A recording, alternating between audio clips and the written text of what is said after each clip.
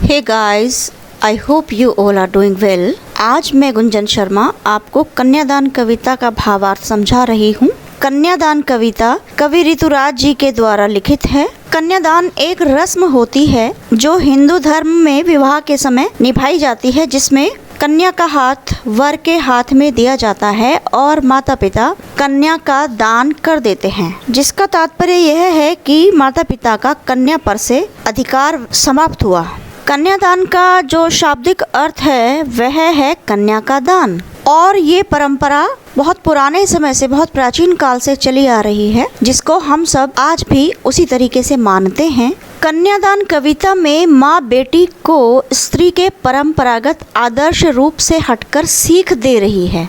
परंपरागत आदर्श रूप स्त्री का क्या है कि स्त्री कोमलांगी है, उसे हर दुख को सहन करने की आदत उसमें होनी चाहिए और उसे अपने समाज और परिवार के हर एक रीति रिवाज का पालन करना ही चाहिए। तो यहाँ एक माँ अपनी बेटी को इस आदर्श रूप से हटकर सीख दे रही है।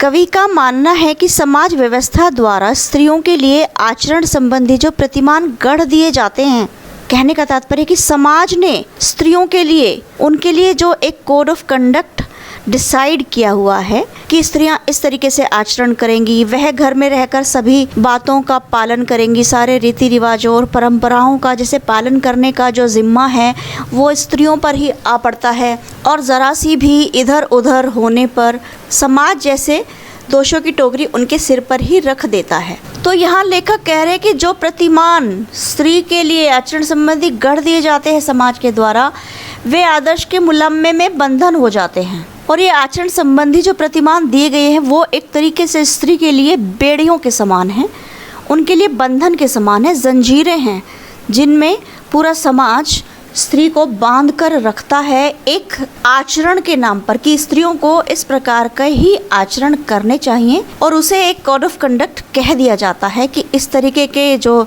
नियम हैं और स्त्रियों को उन नियमों का पालन करना चाहिए। कोमलता के गौरव में कमजोरी का उपहास छुपा रहता है, क्योंकि हम स्त्री को कोमल कोमल कोमल कहकर और उसे एक तरीके से कमज़ोर बनाने का प्रयास करते हैं कि कोमलांगी है और हृदय से कोमल है। एक तरीके से इस कोमलता के पीछे छिपा हुआ जो संदेश है वह ये है कि उसे कमज़ोर बना दिया जाता है, उसे ये एहसास दिला दिया जाता है कि स्त्री जो है वो कमज़ोर है, शारीरिक रूप से, मानसिक रूप से उसको कमज़ोर कह दिया जाता है, और लड़की जैसा ना दिखाई देने में इसी आदर्शीकरण का प्रतिकार भी है।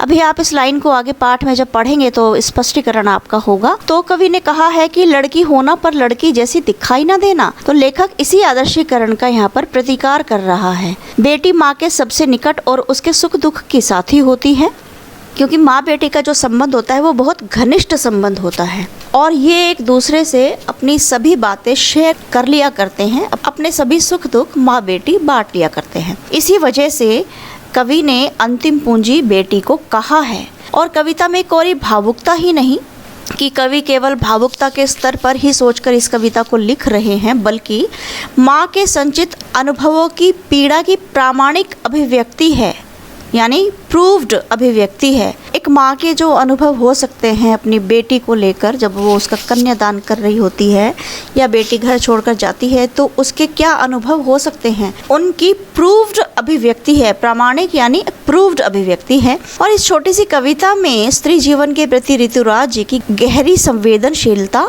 अभिव्यक्त हुई है। जैसे जैसे आप कविता आगे पढ़ेंगे आप देखेंगे कि ऋतुराज जी स्त्री जीवन के प्रति कितने संवेदनशील हैं, उनके हृदय में कैसा कंपैशन है स्त्रियों के लिए।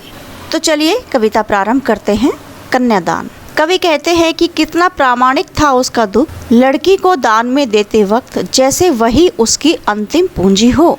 यहाँ प्रामाणिक से आशय है सत्य है, प्रूव्ड हो चुका है। तो कवि कहते हैं कि एक माँ का दुख जब वो अपनी पुत्री को दान में देती है तो उसका दुख बहुत ही प्रामाणिक है, और उसे ऐसा महसूस होता है जैसे वही उसकी अंतिम पूंजी हो। एक माँ को जब कन्यादान कर रही होती है तो ऐसा प्रतीत होता है जैसे उसके जीवन की अंतिम पूंजी वह दे रही हो। लड़की अभी सयानी नहीं थी, अभी इतनी भोली और सरल थी। यहाँ कवि कहते हैं कि लड़की अभी सयानी नहीं थी, यानी शरीर से सयानी हो सकती है लेकिन समझ से अभी वह इतनी बड़ी नहीं हुई थी, अभी इतनी भोली और सरल थी। जो कन्या है जिसका विवाह हो रहा है वह बहुत इनोसेंट है, बहुत भोली और सरल थी।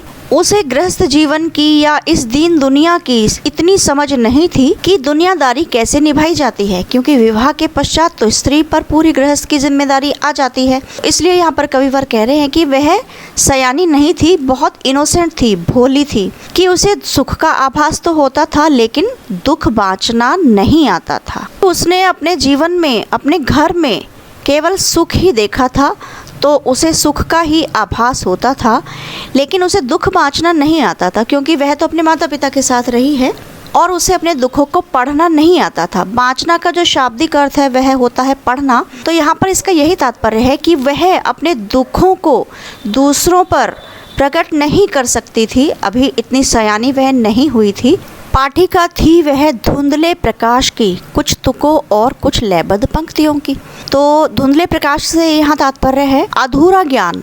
घर गृहस्थी का अभी उसे अधूरा ज्ञान था, यानी जिस प्रकार से धुंधले प्रकाश में किसी को कोई भी वस्तु स्पष्ट दिखाई नहीं देती है, साफ साफ दिखाई नहीं देती है, उसी तरीके से लड़की को भी कुछ स्पष्ट नहीं था, कुछ स्पष्ट तस्वीर उसके सामने नहीं थी। तो जैसे हम अंदाजे लगाते हैं, तुक लगाते हैं, इसी तरीके से लड़की को भी कुछ स्पष्ट अपने भावी जीवन के बारे में नहीं था। वह केवल एक अंदाज़ा ही लगा सकती थी और वह अंदाज़ा भी सुख का ही लगा सकती थी और कुछ लयबद्ध पंक्तियों की। यहाँ कहने का तात्पर्य है कि उसने अपने जीवन में सुख दुख के उतार चढ़ावों की अभी अभिव्यक्ति की ही नहीं थी। उसे तो केवल अपने परिवार में अपने माता पिता के साथ सुख ही मिला था, तो वह दुखों के बारे में तो कुछ स्पष्ट राय रखती ही नहीं थी कि किस प्रकार के दुख उसे प्राप्त हो सकते हैं विवाह के बाद। इसलिए यहाँ पर कवि ने कहा है कि उसे सुख का आभास तो होता था लेकिन दुख बाँचना नहीं आता था, दुख वह अभिव्यक्त नहीं कर सकती थी। अब यहाँ इस पैराग्राफ में माँ अपनी बेटी को सीख दे रही है। क्या क्या सीख दे रही है? माँ ने कहा पानी में झांककर अपने चेहरे पर मत रीझना। तो माँ कह रही है कि अपने रूप सौंदर्य पर मत रीझना, खुश मत होना अपने सौंदर्य को देखकर। आईना जब देखोगी तो कितनी मैं सुंदर हूँ, इस बात को सोचकर बहुत अधिक प्रसन्न होने की आवश्यकता नहीं है। माँ कह रही है कि अपने रूप सौंदर्य पर आत्ममुग्ध मत हो जाना, खुश मत हो जाना। आग रोटियां सेकने के लिए है, जलने के लिए नहीं। ये दूसरी सीख माँ ने दी है कि आग रोटियां सेकने के लिए होती है, उसमें अपने आप को जलाने की आवश्यकता नहीं है। अर्थात कहने का तात्पर्य है कि घर गृहस्थी के जितने काम हैं वह तो करना, लेकिन अपने आप पर शोषण मत होने देना। कोई तुम्हें शोषित करे, दुखी करे, प्रताड़ित करे तो उन दुखों को सहन करने की आवश्यकता नहीं है। और इसीलिए कवि ने कहा है कि आग रोटियां सेकने के लिए है। वस्त्र और आभूषण शाब्दिक भ्रमों की तरह बंधन है स्त्री जीवन के। और यहाँ आगे कवि कह रहे हैं कि माँ अपनी पुत्री को समझा रही है कि वस्त्र और आभूषण, क्योंकि स्त्री की दो कमजोरियाँ होती हैं, अच्छे अच्छे वस्त्र और आभूषण ढेर सारे।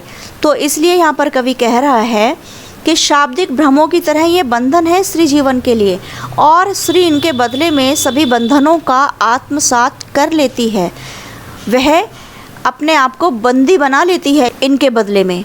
इसलिए यहाँ पर माँ अपनी बेटी को समझा रही है कि तुम नए नए वस्त्र और आभूषणों में शाब्दिक भ्रमों की तरह उलझ मत जाना। माँ ने कहा लड़की होना पर लड़की जैसी दिखाई मत देना। और यहाँ माँ अपनी बेटी को सीख दे रही है कि तुम लड़की हो तो लड़की होना। लड़की के स्वाभाविक गुण, एक स्त्री के स्वाभाविक गुण क्या हो सकते हैं? कोमल हृदय, सभी को प्रेम और दुलार देने वाली, मातृत्व की भावना और पालन पोषण, घर गृहस्थी को बहुत अच्छे से निभाने की जो भावना है वो स्त्री में होती है। इसलिए माँ कह रही है कि अपने सभी जिम्मेदारियों को तो उठाना, लड़की तो होना, कोमल हृदय होना, सबके प्रति समर्पित भाव रखना, लेकिन लड़की जैसी दिखाई मत देना। लेकिन अपने व्यवहार से दूसरों को ये आभास मत होने देना कि मैं कोमल हूँ। कोमल का ऊपर एक अर्थ कमज़ोर भी कवि ने कहा है। तो माँ ये सीख दे रही है कि कोमल तो होना लेकिन कमज़ोर मत होना। लड़की होना पर लड़की जैसी दिखाई मत देना। कोमल हृदय तो होना लेकिन कमज़ोर दूसरों को दिखाई मत देना, जिससे तुम पर कोई शासन ना कर सके। तो विद्यार्थियों, यह थी कविता कन्यादान। आशा करती हूँ आपको बहुत अच्छे से समझ में आया होगा और इस कविता में छिपा मर्म भी आप बहुत अच्छे से समझ गए होंगे और आप भी अपने जीवन में सदैव सभी स्त्रियों को पूरा मान और सम्मान और उन्हें उचित स्थान देंगे और स्त्री की गरिमा की सदैव रक्षा करेंगे। धन्यवाद।